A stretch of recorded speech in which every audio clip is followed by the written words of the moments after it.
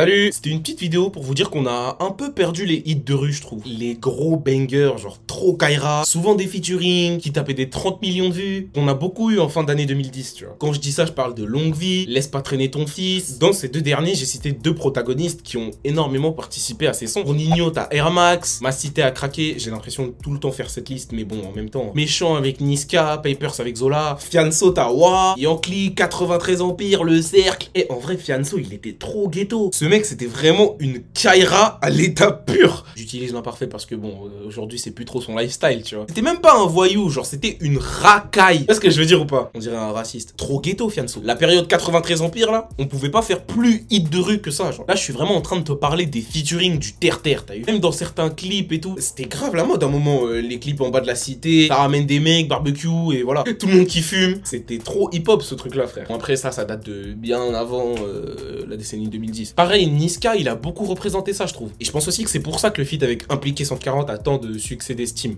Parce que même pas spécialement dans la prod, ni dans sa voix, dans presque rien de musical, en fait. Mais dans le côté très clip ghetto et jeune rappeur qui rappe, c'est ce qui rappelle le plus sa période freestyle PSG, Carjack Chirac et tout. Où justement, c'était très BLC, ils avaient tous 21 ans ou moins, et l'important, c'était de rapper, tu vois. Mais là, c'est mieux, parce que déjà, Impliqué lave tous les mecs de XV Barba.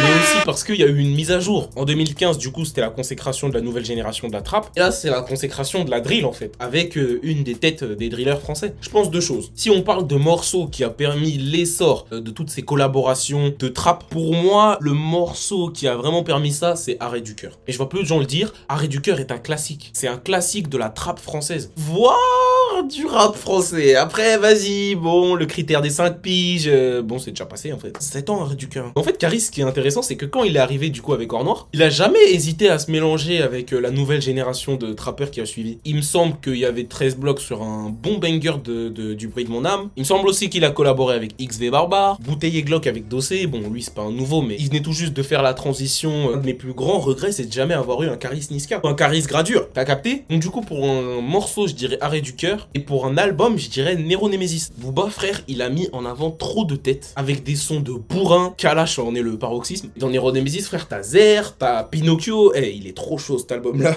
Quand c'était pas sur ses albums, t'avais Benache, des Niska, frère, Chuba Life. Wesh, dinguerie, Chuba Life. Des Dossé qui se faisaient carry leur album par un son sale, bien énervé dans lequel il y a un 16 de Booba. Du coup, je disais que je pensais deux choses. Il faut suivre un peu la structure. Je pense aussi que pour les rappeurs au centre de ce mouvement, entre gros guillemets, faut surtout regarder dans les 2000. Pas dans les années 2000, mais les 2000. Booba, il a grave porté ça. Aussi mauvais qu'il puisse être, le mec, quand il est arrivé, c'était vraiment les cités d'Île-de-France. Et tout le monde se l'arrachait. Les feats avec Favelas, RR91, La Patate. Moi, je suis un énorme fan du feat avec Samblaz. Je trouve que c'est un bête de morceau, vraiment. Et j'ai jamais cherché plus loin en ce qu'il s'agissait de Samblaz, alors que j'avais trouvé son couplet super bon. C'est là que tu vois, en fait, que même toute la trappe qui a suivi Or Noir, c'était pas forcément des mecs qui rappaient super bien. C'était toujours mieux quand c'était des mecs qui rappaient très très bien. Dossé, Fianso, Booba, bref. Mais parmi toutes les têtes d'affiche, tu voyais pas que des mecs qui rappaient bien, quoi. Et à l'inverse, les gars qui rappaient super bien n'étaient pas forcément des têtes d'affiche les plus à l'aise sur de la trappe. Jazzy Bass en 2016, on est encore que sur de la boom bap. Pareil, si je prends par exemple Qui dit mieux, je le compte pas dans ce que je suis en train de te dire. Et pourtant, c'est un super morceau de rap. Pareil, Leto. Bon, je crois pas que ce soit un 2000. Mais quand je te parlais tout à l'heure de la nouvelle génération de trappeurs, Zarma, à un moment quand on pensait à eux, c'était lui, Black D, Chebet, Aero, tu vois. Je sais pas si vraiment j'apprécie autant que ça cette période, parce que on a eu le droit à beaucoup de bangers, mais à la fois à des trucs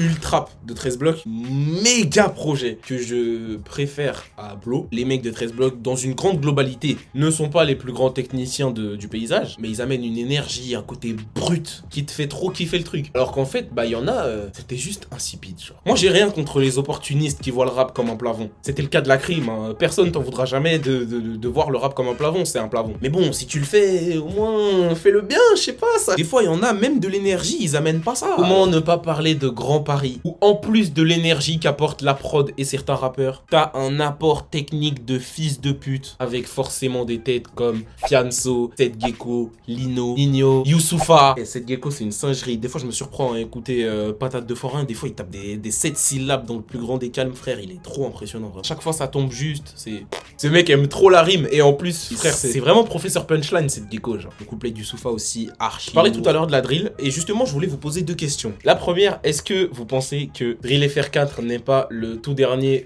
feat banger du rap français qui a marché? Je me pose la question. Je t'accorde Macaroni pour la deuxième partie, mais est-ce que ça compte vraiment, sachant que la première c'est très mignon? Je parle de ces sons-là comme si c'était à l'ancienne de ouf, que c'était derrière nous et qu'on n'avait plus eu ça depuis des siècles. Je parle de ça comme si c'était du rap conscient. Non, c'est juste que voilà, à la fin des années 2010, je suis un peu nostalgique parce que c'est à ce moment-là que j'ai commencé à écouter du rap et que c'était une super période. Et en vrai, ça s'est pas perdu du tout, hein. C'est juste moins à la mode, je pense. On y accorde moins d'importance, moins d'attention. Même limite, quand t'aimes ces sons-là, t'es un bandeur de cité, genre. D'ailleurs, je suis tombé le même jour sur un truc d'Eden LZ qui disait ça et d'Ornette La Frappe qui disait ça. Je vous jure que j'avais écrit ça avant, j'étais en mode putain, j'ai trop la rage, bref. Et sinon, t'as un MIG qui est très très fort et pour lequel tous ses feats, c'est des hein.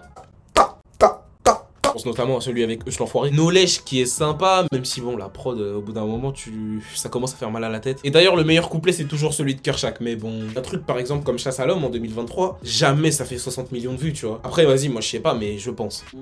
À vos claviers.